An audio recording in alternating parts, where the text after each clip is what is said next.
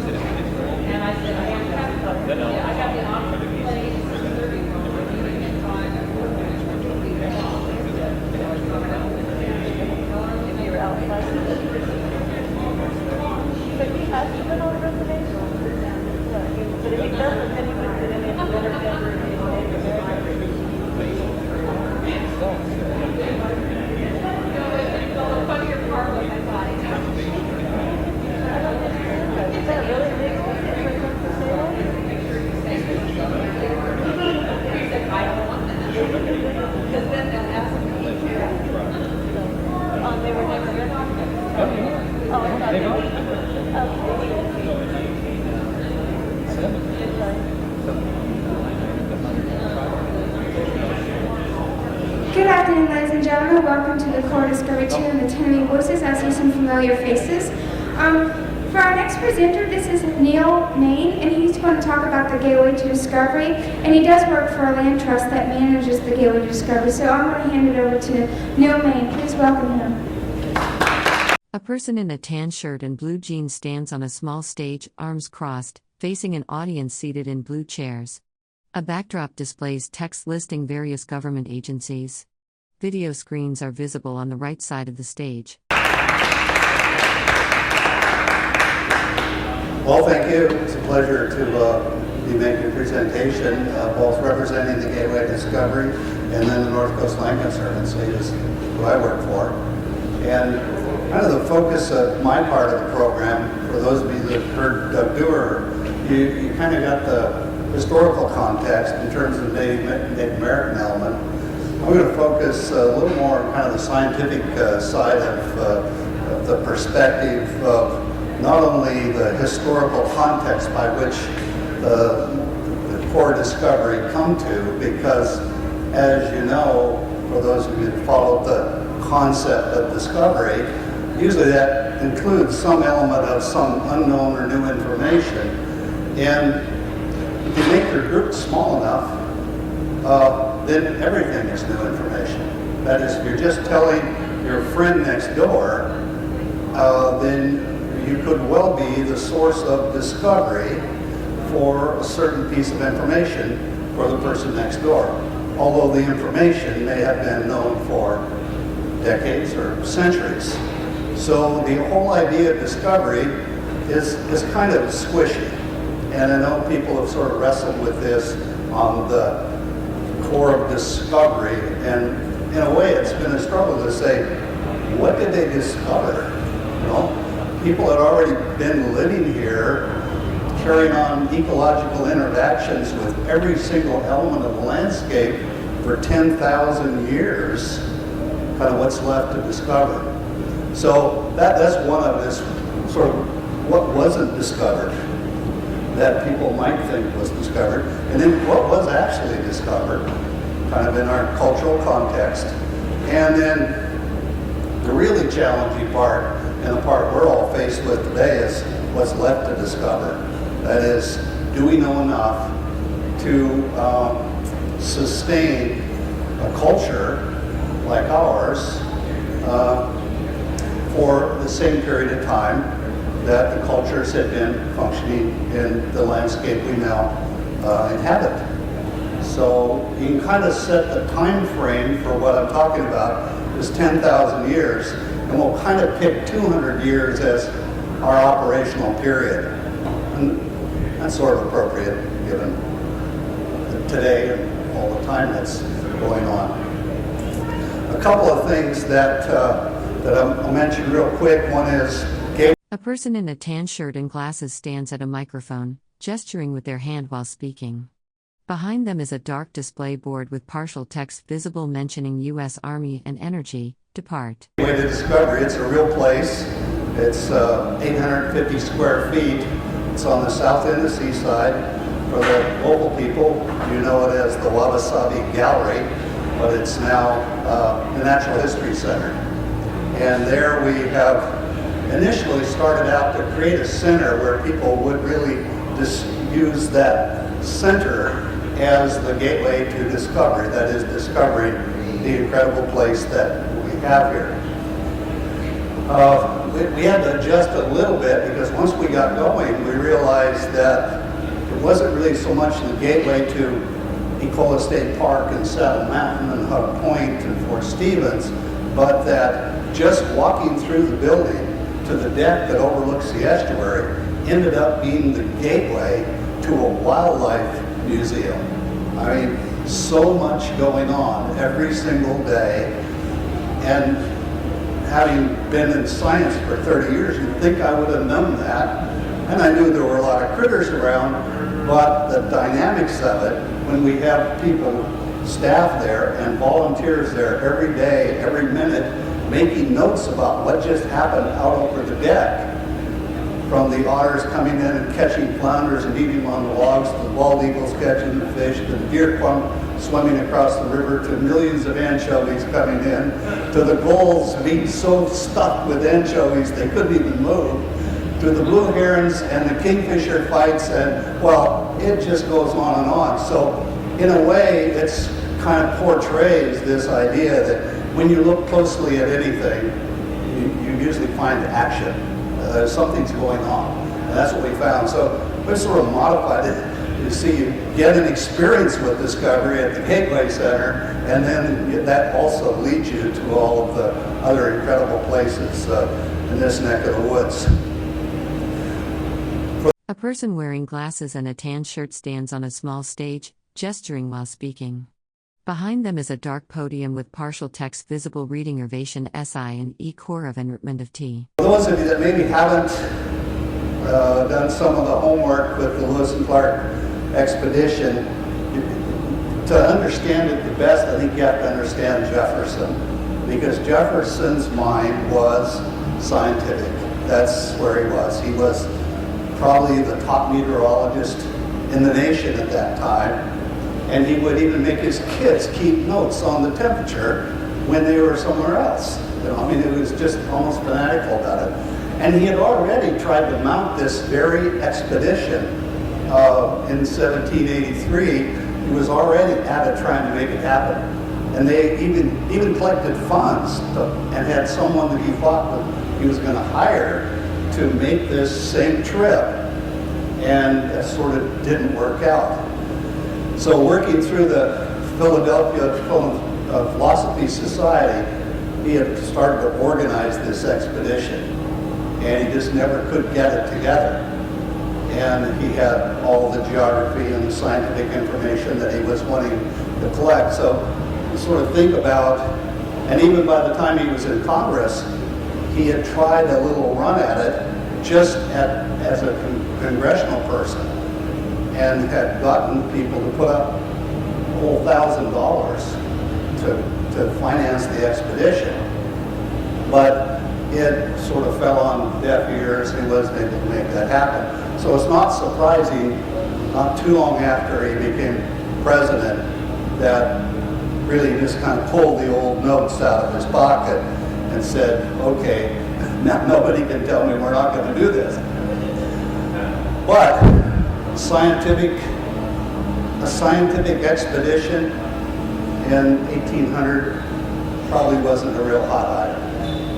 And so his challenge was to cloak it in the thing that Americans are pretty good at, and that's getting more material wealth. Okay, economics. Get the furs, get the products. So that transition, you could see it in the documents, and in a way, you can see the documents being restructured to have this sort of grand benefit to the economics and kind of the social dynamics, including one of Jefferson's greatest passions, which was this idea that unless everybody had a piece of land, they were farming, there was really no hope for democracy. So you need a lot more territory to begin with. And what he wanted to know was, is that all nice and flat and plowable, so to speak? And of course, as you know, they come out here and found all these dirty, rotten trees just covering the landscape almost as pests. A person wearing glasses and a tan shirt gestures while speaking. Behind them is a display screen showing a map of the United States with circular inset photos of landscapes and geographical features. And so it wasn't seen as very productive. In that sense, very productive. What would you do with a tree? I mean, not that many trees. So they were looking for farmland.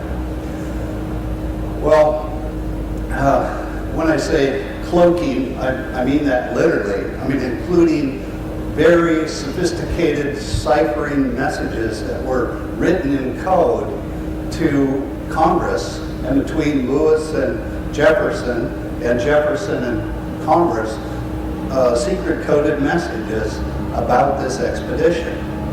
And again, that was sort of the political reality of it, was Jefferson had already asked the French ambassadors about what would people think of this if we went into this territory. And he says that would definitely be considered umbrage by our government. And so it would be trespassing on our land, which at that point was basically Louisiana, what became the Louisiana Purchase. And of course, when we bought the Louisiana, that sort of took care of that problem on that angle, but of course we still had the English, in the West, and so that sort of secret continued on until just about the time in which the expedition left. We're still sending these coded messages. So that kind of set the stage, but it, again, I think starts to bring up the idea about Jefferson's thought process on this. And keep in mind, he thought they were going to go find mastodons. I mean, they sort of had a little bit of a science fiction perspective that this West, even though, like I say, I think the folks in the Missouri Museum said, a funny thing happened on the way to the Lewis and Clark expedition, and that the further they got away from our culture, the more culture they found. Literally millions of people already there with full cultures that had evolved to very, very sophisticated levels, and in their own way had developed a science that we're still trying to get to. That is, we haven't figured out the kind of science in which you can make interpretations without our 7 steps of the scientific method.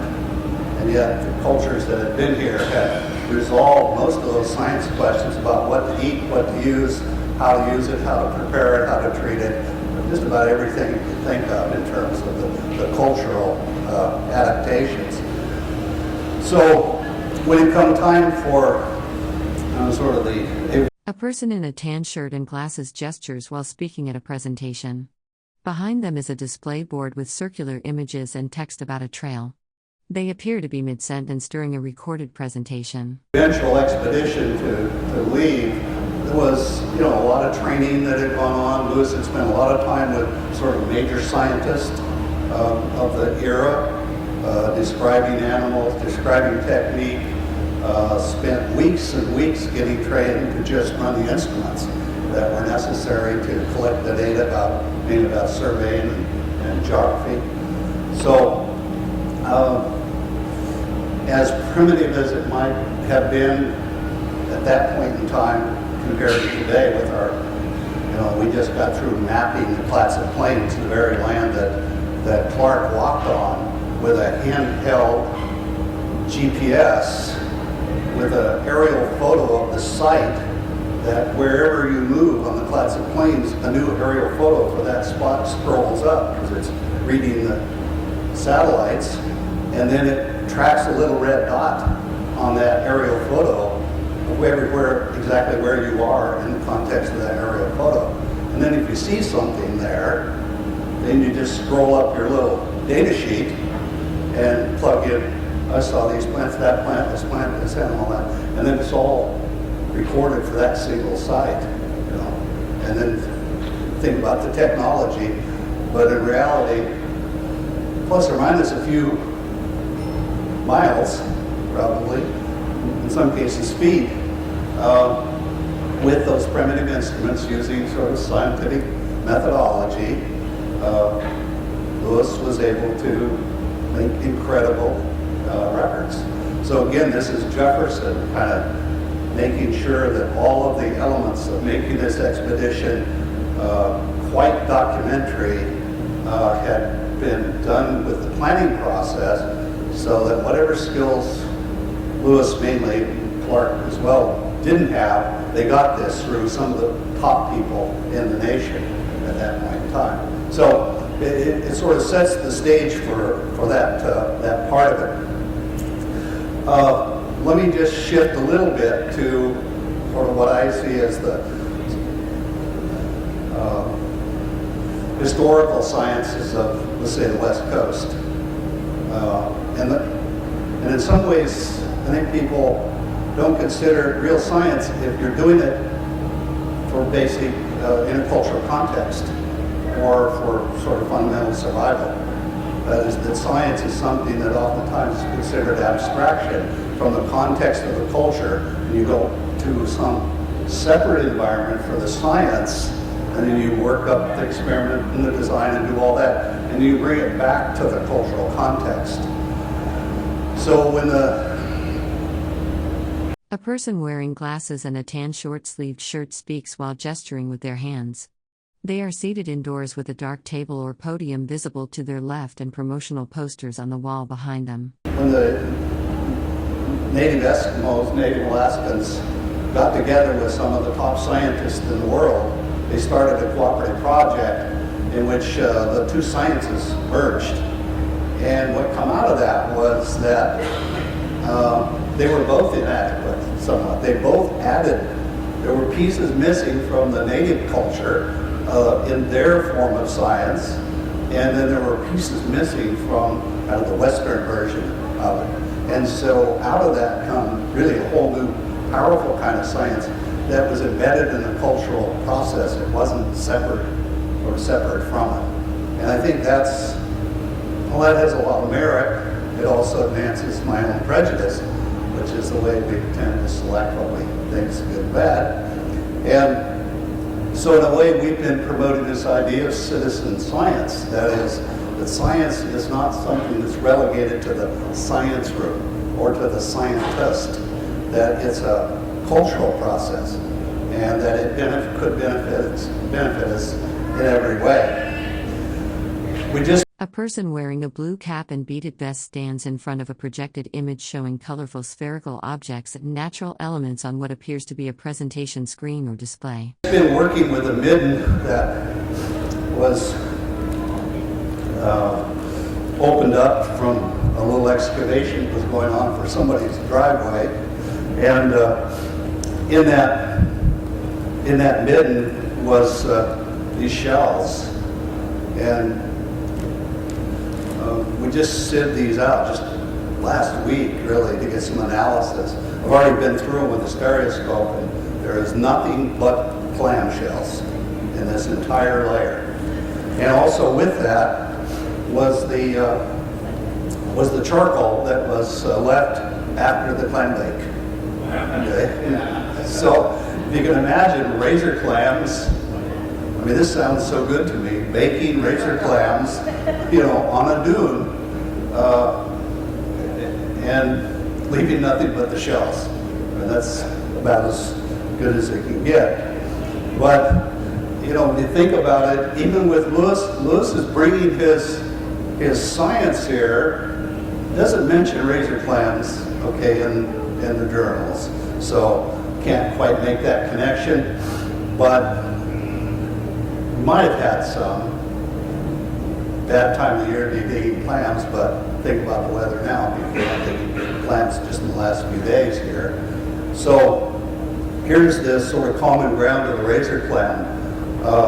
Not something that's found in the 3,000 to 4,000 year old middens in this area. Very few razor clams. But if you get to the 2,000 year radiocarbon material, you see razor clams. That's what this is all 2,000, somewhere between 2,000 and 2,300 years old. And razor clams are everywhere. Keep in mind, we didn't have any sand here until starting about 5,000 years ago. The ocean was right back against the head walls. It was all cobble ridges, almost no sand whatsoever. And then somewhere in that intermediate time between 4 and 2,000, we start seeing these dunes start to grow. And they grow again from back against the head wall and then start migrating to the west. So there's probably, if we get enough good dates there, there's a point where sort of all of a sudden razor clams are showing up because we have sand, we've got beach. Okay? Whereas if you look at the midden material from, say, the Pomeroy site, which is in the 4,000-year-old era, it's all bay material, almost zero marine materials. Okay? Cockles, tresses, capacs, gaper clams, all those kind of bay things.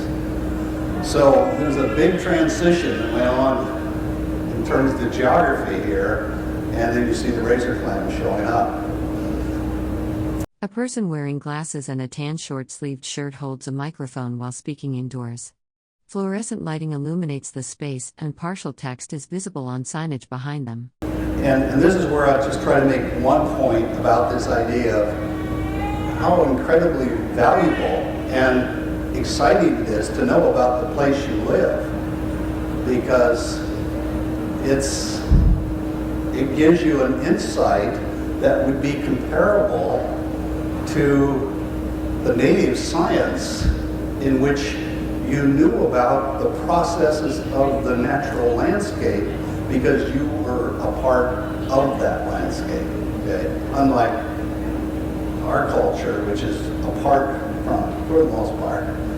Some of it maybe living out in the woods and digging roots and stuff, but not a lot of folks doing that now. So this is that sort of comparative in which knowing about the processes.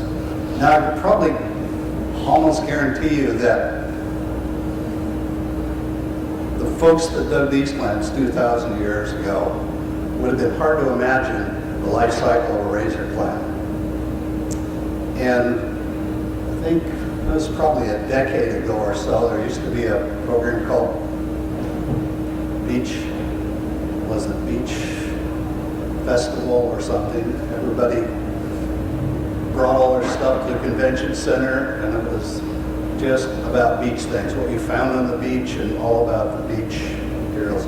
I remember I had my students setting up a little program there on razor clams, and they had microscopes to look at the clam larvae and all the different parts of the clam. They had the life cycle put up. Well, we spent the whole night arguing, mostly with commercial clam diggers, about our life cycle of these razor clams, because we had them releasing eggs and sperm cells into the water right on the shoreline, and then we had these razor clams going all the way out into the ocean, 15, 20 miles offshore.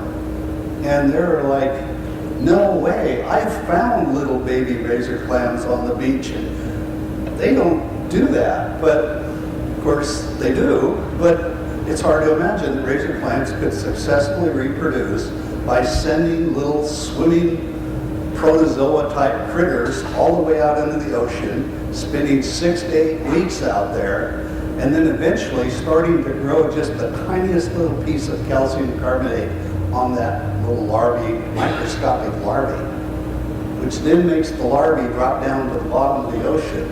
And then the currents on the bottom of the ocean slowly start moving all of these spat baby clams back onto the beach by the millions. And of course A person in a tan shirt and glasses stands in an indoor presentation space, gesturing while holding a small object.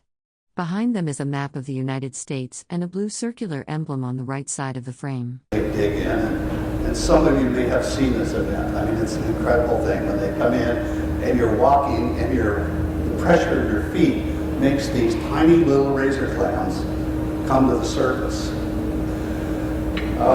And we aren't the only one that has noticed that. If you happen to be there on those few evenings in the spring when that happens, then you'll see these gulls down there doing this dance, going like this.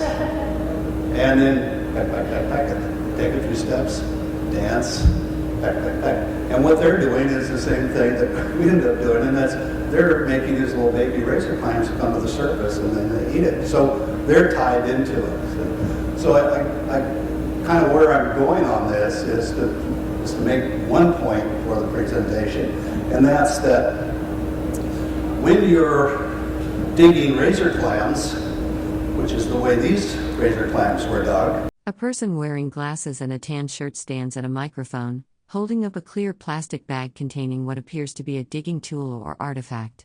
Behind them is a dark wooden structure indoors. With a cedar stick stuck into a elk tine, and that's your digging instrument.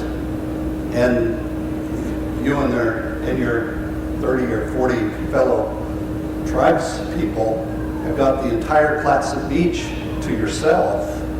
It's hard to have an impact on the ecology, because one, the efficiency level is not real high. If you can imagine a stick about 3 feet long at the end of this, poking it in with the sand, prodding it around and trying to catch a razor clam, the productivity was low. And even if you could have caught 1 million, what would you do with them? You know, because you got the ones you needed for that point in time. So this kind of leads to the next step. Even without knowing how it worked, as we saw the sort of cultural shifts from one in which culture was embedded in the science, the life science of the landscape, then we saw the transition to harvest strategies that no longer were embedded in just day-to-day survival, but were then being exploited and relocated as product material, as much as you could get. And you kind of see that sweep all the way through the culture, in which that big conversion, in which the technologies started to drive not better lifestyle, not better subsistence, but alternative products from the product that you were collecting, whether it was razor clams or fish or trees, whatever that might be. So you just see that huge cultural transition. So the razor clam is kind of my example of how it changes the way you sort of look at the landscape here in Clatsop County and say all the Oregon coast. And that as you see the phenomena that plays out, and in a way it seems, it's not surprising that commercial clam diggers were saying, those kids, they don't know what they're talking about, was because it's just kind of hard to imagine. And it turns out that just about everything that we look at closely ends up being, wow, how does that work? How does that all happen to even have any of these systems work? And even though the reverence was there for the salmon, you can imagine how difficult it would have been for cultures, these really... A person wearing glasses and a tan short-sleeved shirt with a microphone stands indoors, looking downward with hands clasped. Behind them is a display featuring circular images and what appears to be educational materials about Native American history. Very sophisticated cultures from 3,000 to 5,000 years ago to imagine that a salmon was going to swim 3,000 or 4,000 miles to the Bering Sea, be gone for 3 years, and then come back and find that piece of water that it was reared in, and not find it by luck, but find it by science. That is, that piece of water has been tagged, coded by the unique combination of material in that particular watershed. 371 cedars, 4,221 hemlock, 851 sword ferns, and then stir well, and you get this product that is so unique that it can only be in one place, because no other landscape would have that particular set of materials. And all of that, of course, all the pine needles falling underwater, being processed by a whole series of invertebrate organisms, which then pass that through the body, which then add in, well, you can kind of see the picture. You have a chemical potion so unique that it's unique on the planet. So if you have an olfactory system like salmon do that can sort out individual molecules at the rate of about 1 out of 1 million, it can find that molecule, then it's not surprising that a salmon would swim out of the Neawanna River, swim out into the ocean, go to the Bering Sea, swing by the Asian coast, and come back up the California coast and swim into the mouth of the Nicanicum and start making choices. And so this is the first one it has to make. Big one, left or right, okay? I mean, you either go Neawanna or you go Nicanicum. So that's the first move. So the messages start getting read. First of all, you had to just find this place, okay, to begin with. And then you had to start reading these messages about which water has that set of material that was here when I was here last 4 years ago. And sniff, sniff, sniff, sniff, you know, trying to sort that out and making that hard left. And then, you know, was it Mill Creek? Did my parents live in Mill Creek? Not quite right. It's 4 molecules off. So it goes on by. And what about? A person in a tan shirt points to an aerial photograph on an easel, gesturing toward details in the landscape image. Text visible on displays behind them references geological surveys and Indiana. Shangri-La Creek, and what about China Creek? And Coho Creek, that's bells are going off, match up. And so it takes a hard left up the hill by the elementary school. And it's headed back now to that unique place where those salmon would have their origin and got that unique code. I say unique on the planet. So sometimes we tell this story and people say, that is so amazing. I mean, how in the world can these salmon do that? You know? And not trying to detract from the absolute marvel of it all, I sort of remind people, you know, what's really amazing, at least to me, and that's all it can do. It could have not done anything else. Okay? So in a way, it sort of changes the conversation in that there's a certain amount of sort of destiny to this process. That is, it isn't reading left to a little left and maybe it'll work out and be nice. And, you know, it's quite precise. And so if you look at some of the things that creatures do, and it's kind of surprising that a person wearing glasses and a tan shirt stands indoors, gesturing while speaking. Behind them is a dark podium with partially visible text including Army Corps of and Department of, and a potted plant on a shelf. You know, you think about January, and Clark is mentioning wading in 3 feet of water across, and they got right across the first time, and then waded across this grand river And in those 4 days, at least that Clark was here, going through all this salmon territory, kind of no mention of salmon. No mention of tides, which would have been, in January, would have been like the biggest deal of all. Like, as you know, is go to the cove and the waves are going over, throwing rocks into the parking lot, during high water. So it's no small item that, and 3 feet of water across the mouth of the river. So, kind of, I know it was bad weather, but it wasn't bad weather that day, or you wouldn't be wading across the mountain mechanical, I can tell you. There wouldn't be a low tide to go across there, and yet they waded across that. But kind of no mention of the salmon. But when we look at the salmon today in the Indigenous system, native salmon in January, December and January, we sort of consider that we're looking at the same fish that were running through those waters 200 years ago, the same fish that were running through those waters 10,000 years ago. These are all the progeny of those individual populations.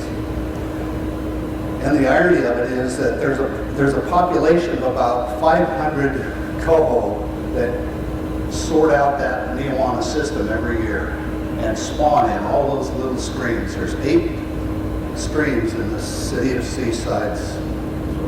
A person wearing glasses and a tan short-sleeved shirt stands on a stage, looking toward the camera. Behind them is a dark podium with gold text partially visible reading the Army and Corps of Engineers. Boundary, and 7 of them have spawning coho. In some cases, as many as 100 fish. So it's still there today. And yet you go to the Neawana system and you look at it, it looks kind of, might be a little smelly, looks kind of muddy, it's kind of dirty.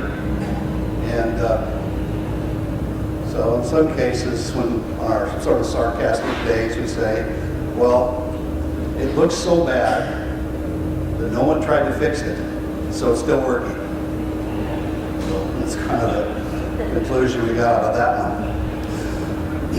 Well, the other thing that I'll mention. A person wearing glasses and a tan short-sleeved shirt stands on a stage holding papers, speaking. Behind them is a dark podium with partial text visible reading Tyne Service and IPS of Engineer and IT of the Interior. I covered the razor clams. I didn't mention the ghost shrimp just because that had to be a freebie, but the material is so limp. The chitin on a ghost shrimp is just, it's going to go away pretty fast. And when we went back, in the 70s, Smithsonian did an excavation at the Pomeroy site. And they used 1/4-inch sieves to sieve all the material. And they got thousands of artifacts, hundreds of thousands of faunal material, bones and things. But when we went back and found their sieve piles, and we took the sieve piles, the stuff that went through the screens, and looked at that under a stereoscope, that was where a lot of the world was. I mean, it turns out that almost all of the vertebra of the small fish went through that 1/4-inch screen. And all the little pieces of ghost shrimp went through it. And so there's kind of a pretty big missing part of the story about this, because, and I guess maybe if they didn't have a low tide, you wouldn't have noticed all those ghost shrimp holes. But, if I was going someplace for the first time and looking across the mud flats of the Neawana, and that's all I saw, I think it would come up. I would say, wow, what are all those holes in there, And then if you had noticed some creatures doing this, like, what are they doing? And if you stuck around long enough and then you saw what they were doing, that long-billed crew stop here every year and dig ghost shrimp. Okay. So, just about every creature, and if you tell the story of the ghost shrimp, people shake their head like the salmon story, like the clam story, like wait a minute, now you're telling me that those ghost shrimp, they build this U-shaped tube, and then those flappers that they have on the bottom of their body, they use those to pump water through and invite other guests into that tube, and then pump 400 gallons of water through there, and then the bottom of the tube is where all the debris settles, and then they pick through it with those very delicate little mandibles that can almost handle things at the size of a micron, little decaying particles of marsh grass, and well, it kind of keeps going on. And then there's things that live on their claws that then feed off of some of the material that. A person wearing glasses and a tan short-sleeved shirt sits indoors holding papers, with a map of the United States visible on the wall behind them. It just, it's sort of like everything we talk about here just keeps going a little bit off the chart, because it's like, wow. And then take all the complexity of every one of those creatures and adapting to sand, reading molecular structure, and then stir that all, because that's all going on together, and a whole bunch of those things have to interact to survive. So then you take all that complexity and then multiply it, by factors 3 or 4 or 10 or 10,000. So when I look at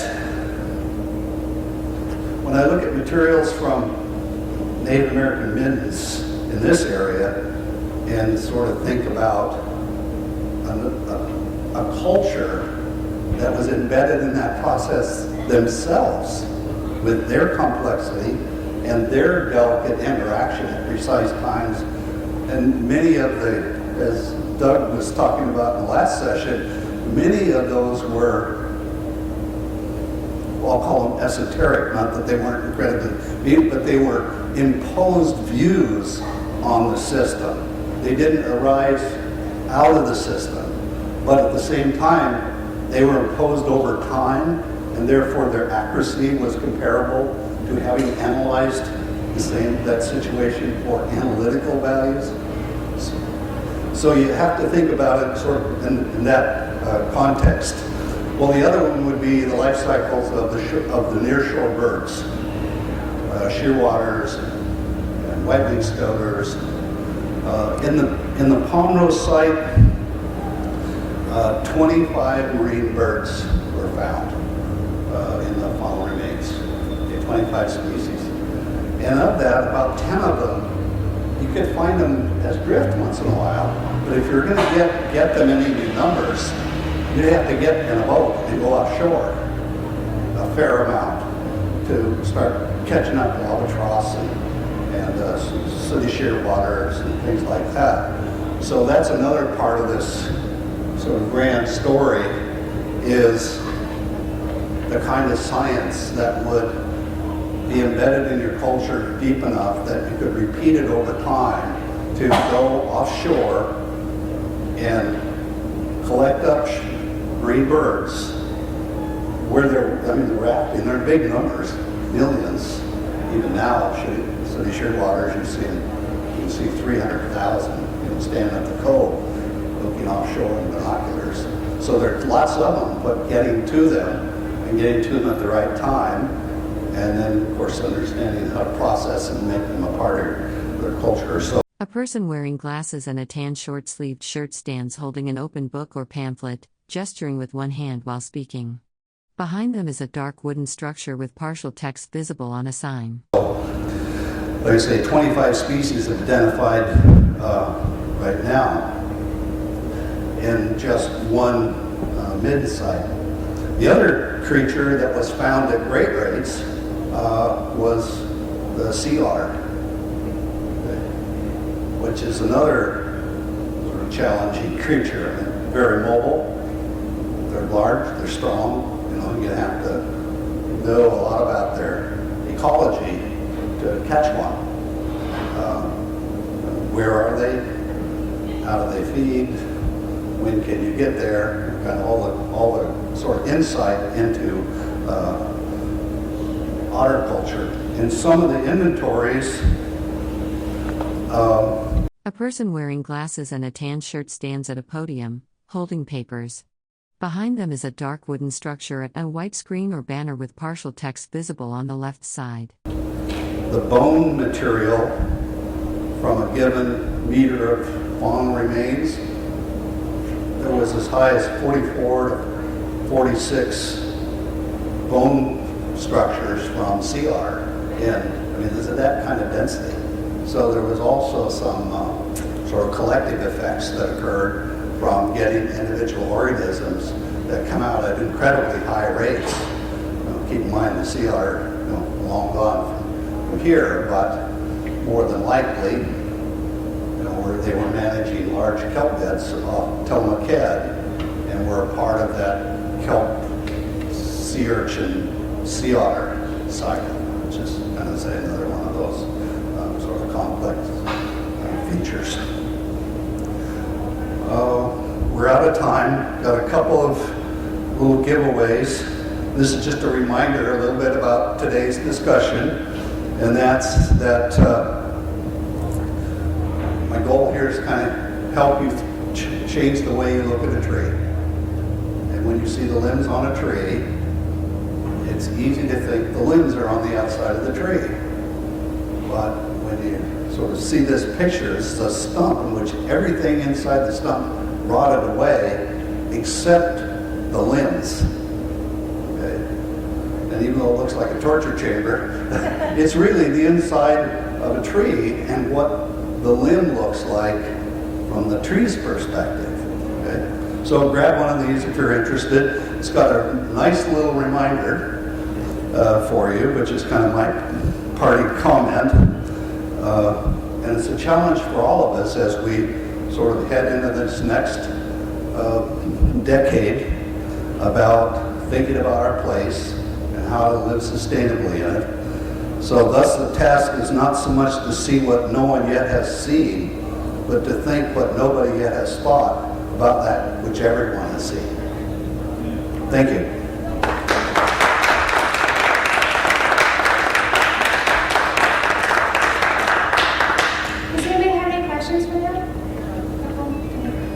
A person wearing a tan shirt stands in the background while another person in a dark jacket and wide-brimmed hat speaks into a microphone on an indoor stage. A third person sits to the right. A banner with L and C is visible behind them. I do. It's just that I wondered what the word is. It midden, M-I-D-D-E-N? I'm not sure. Yes, and how would you define that? Layer of earth? I'm not sure. Okay, it's kind of the cultural living site. It may have been a short-term campsite or it may have been a long-term living site in which lacking garbage service, it just kind of went out the back door of the longhouse and all the organic material, and it piled up and it decayed and sank down and some of it turned to soil, and so it became the history of that cultural's, for the most part, food gathering. And in Seaside, there's maybe the greatest legacy of any city on the entire Pacific coast, middens, where there was cultural inhabitants for thousands of years, starting about 4,000 years ago. And those are maybe 10 feet deep. And then every inch of it is some piece of history going back thousands of years. And so there were lots of salmon this year, lots of salmon bergera, not too many the next year. So you can sort of restructure the history of the culture by going through that midden. Pardon? Would that be an archaeological term? It is, yeah. It's a common term for the West Coast anyway, where that's it. It's and many of them do have just shells because the natives moved from one location to the other depending on the availability of a harvest for that particular time. So you find these clam middens, only clam shells, nothing else, sort of from here north. What did they do with the ghost shrimp? You said there was ghost shrimp there. Oh, okay. What did they do with, what did they do? Why were they in the Midlands? That they might have eaten them. There's not much there for the eating part of it, so they may well have used the claws for something or some portion of it. But they're just there. So how they were used, I don't know. We haven't seen anything made out of them, unlike, let's say, the little sand snail that you find down on the beach, Olivella.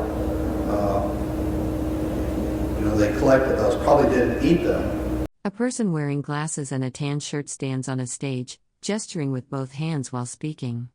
Text visible on the left read service, and engineer and he interior at of. But if you take a fingernail file and just rub on the very end of it, it takes just a few swipes and you knock the end off, and then it's hollow all the way through. So that becomes a really nice bead, really. It was one of the first beads on the necklace of those. You have time for one more question? Okay. I'd like to get back to Jefferson. You said that Jefferson has sons that record temperature. So I'd like to ask a couple of temperature questions related to the presentation. One is, did Lewis and Clark record any temperatures along the way? I don't think they did. If they had, what sort of thermometer would they have used? And the third sort of related question is, the salmon going upstream, do they respond to gradients in temperature in the migration, or is it a chemical gradient that they follow? Well, as far as we know, it's gradient, but temperature can be a barrier. That is it. If those that were in the West 2 years ago, when fish started going up the Klamath Basin, and the largest fish die-off in history occurred in the Klamath River, 78,000 chinook salmon died from a temperature barrier because so much water is being pulled from that system. So temperature for salmon can be varied. I don't know about the thermometers, but and I haven't looked at the journals to see if there is any precision about temperature. I don't remember seeing anything, but there might be something there. I guess so. Right, we're gonna have to wrap up our. A person in a tan short-sleeved shirt stands on a stage beside another person in darker clothing. Behind them is a wooden panel with gold text listing various U.S. government agencies and services. Program for the day. I'll be here for a few minutes, so I'd like to thank Neil May for coming in and talking with us this afternoon. This does conclude our scheduled programs here in the Tent of Many Voices today, and